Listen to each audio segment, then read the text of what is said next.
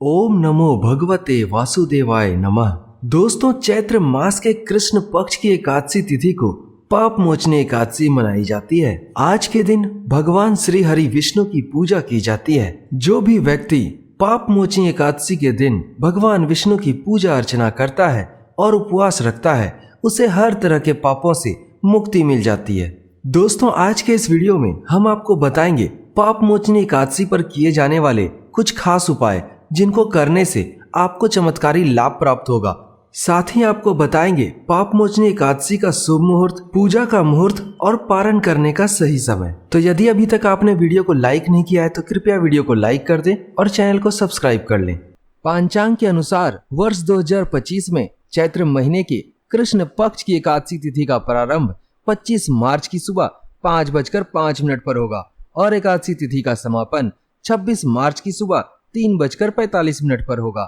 ऐसे में उदया तिथि के अनुसार पाप मोचनी एकादशी वर्ष 2025 में 25 मार्च को रखी जाएगी। मोचनी एकादशी के दिन ब्रह्म मुहूर्त सुबह 4:45 से लेकर 5:32 तक रहेगा। वहीं अभिजीत मुहूर्त दोपहर 12:03 से लेकर 12:52 तक रहेगा। पाप मोचनी एकादशी के दिन गोधूली मुहूर्त शाम 6:34 से लेकर 6:57 तक रहेगा। दोस्तों, ब्रह्म मुहूर्त और अभिजीत मुहूर्त का जो शुभ समय मैंने आपको बताया, उस दौरान पूजा करने से आपको विशेष फलों की प्राप्ति होगी। जो लोग एकादशी का व्रत रखते हैं उनके लिए पारण का विशेष महत्व होता है, इसीलिए एकादशी व्रत का पारण शुभ मुहूर्त में ही करना चाहिए। पाप मोचनी एकादशी व्रत का पारण 26 मार्च को किया जाएगा। पारण का शुभ समय दोपहर 1:58 से लेकर शाम के 4:54 तक रहेगा। पाप मोचनी एकादशी का व्रत रखने से जातक के सभी पाप मिट जाते हैं। पाप मोचनी एकादशी के दिन उपवास रखने के साथ साथ भगवान विष्णु और माता लक्ष्मी की विधि पूर्वक पूजा करनी चाहिए। साथ ही एकादशी की व्रत की कथा जरूर सुननी चाहिए।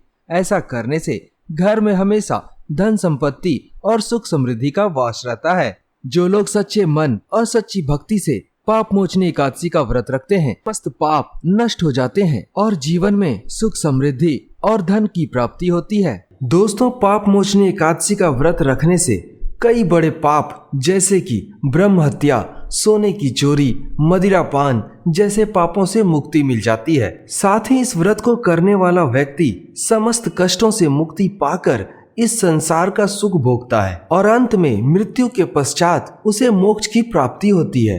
एक पौराणिक कथा के अनुसार एक अप्सरा मंजू घोषा को उसके पाप कर्मों की वजह से पिशाच योनि में जन्म लेना पड़ा था। पिशाच योनि में तमाम तरह के कष्टों को भोगते हुए वह जीवन गुजार रही थी। अपने तमाम तरह के कष्टों से मुक्ति पाने के लिए उसने पाप मोचनी एकादशी का व्रत रखा और पिशाच योनि से मुक्ति पाई। भगवान श्री कृष्ण ने भी धर्मराज युधिष्ठिर को इस कथा का महत्व समझाते हुए इस व्रत को करने की सलाह दी थी, जिसके पश्चात धर्मराज युधिष्ठिर ने भी इस व्रत को किया था। दोस्तों, जाने अनजाने हमसे कई तरह के पाप हो जाते हैं, इसीलिए हर व्यक्ति को चाहिए कि वो पाप मोचनी एकादशी का व्रत जरूर रखे और विधि विधान से भगवान विष्णु की पूजा अर्चना करे, जिससे उसे तमाम तरह के पापों और कष्टों से मुक्ति मिल जाए। अब दोस्तों, बात करते हैं पाप मोचनी एकादशी पर किए जाने वाले कुछ खास उपाय जिनको करने से पाप मोचनी एकादशी पर कुछ खास लाभ प्राप्त होते हैं। दोस्तों, यदि आप चाहते हैं कि आपके घर में सुख समृद्धि बनी रहे और आपके घर में किसी भी प्रकार का कलह या झगड़ा ना हो, तो आज के दिन पीपल के पेड़ की पूजा करें। एकादशी तिथि के रोज पीपल के पेड़ में भगवान विष्णु का वास होता है, इसीलिए एकादशी पर पीपल के पेड़ की पूजा करने से खास लाभ प्राप्त होता है। दोस्तों, पीपल के पेड़ की पूजा करने के लिए सबसे पहले पीपल के पेड़ के पास जाकर वहां पर थोड़ी साफ सफाई कर लें। फिर उस जगह पर धूप अगरबत्ती जलाएं और नैवेद्य चढ़ाएं। इसके बाद पीपल के पेड़ की 7 बार परिक्रमा करें।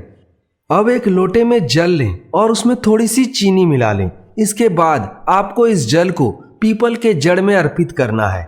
दोस्तों, पाप मोचनी एकादशी पर इस उपाय को करने से आपके घर में कभी भी सुख समृद्धि की कमी नहीं रहेगी। दोस्तों, यदि आप धन की कमी से जूझ रहे हैं और काफी मेहनत करने के बाद भी आपको कहीं से धन की कोई आय नहीं हो रही है, तो इस पाप मोचनी एकादशी पर एक विशेष उपाय करें।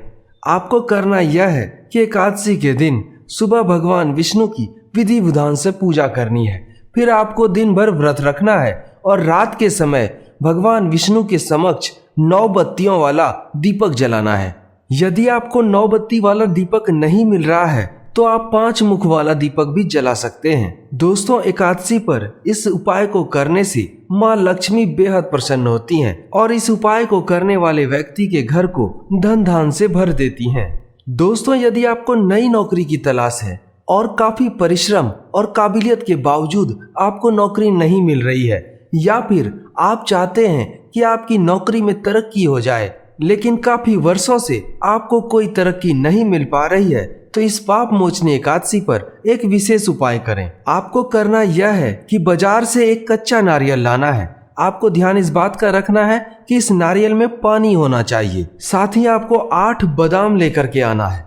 अब इन दोनों चीजों को भगवान विष्णु के मंदिर में जाकर उनकी विधिवत पूजा अर्चना करने के बाद चढ़ा देना है। साथ ही आपकी जो भी इच्छा है वह भी आपको भगवान के समक्ष मन ही मन कहनी है। दोस्तों, एकादशी पर इस उपाय को करने से नौकरी के अवसर खुल जाते हैं और नौकरी में पदोन्नति के मौके भी बन जाते हैं। दोस्तों, यदि आपका व्यापार नहीं चल रहा है और लगातार आपको उसमें घाटा या फिर मुश्किलों का सामना करना पड़ रहा है, या फिर आप नया व्यापार शुरू करना चाहते हैं लेकिन आपके मन में संदेह है कि वह चलेगा या नहीं चलेगा, तो फिर आपको इस पाप मोचनी एकादशी पर एक विशेष उपाय करना है। आपको एकादशी के एक रोज पहले 11 गोमती चक्र और 3 एकाक्षी नारियल बाजार से ले आना है। एकाक्षी नारियल क्या होता है? जिसमें 3 की जगह सिर्फ 1 आंख दिखाई देती है। इस नारियल को माता लक्ष्मी और भगवान विष्णु का स्वरूप माना जाता है, तो आपको ऐसा ही 3 नारियल बाजार से ले आना है। अब आपको एकादशी के रोज भगवान विष्णु के मंदिर में जाना है और उनके चरणों में इन दोनों चीजों को चढ़ा देना है। इसके पश्चात माता लक्ष्मी और भगवान विष्णु की विधिवत पूजा अर्चना करनी है। इसके बाद आपको गोमती चक्र उठा लेना है, नारियल को वहीं छोड़ देना है, गोमती चक्र को केवल उठाना है। इसके बाद घर आकर के एक पीले रंग के कपड़े में इन सारे गोमती चक्रों को बांधकर अपने व्यापार करने की जगह पर ऐसी जगह पर बांधना है या रख देना है जहां पर आप भगवान या फिर पूजा पाठ करने का सामान रखते हो।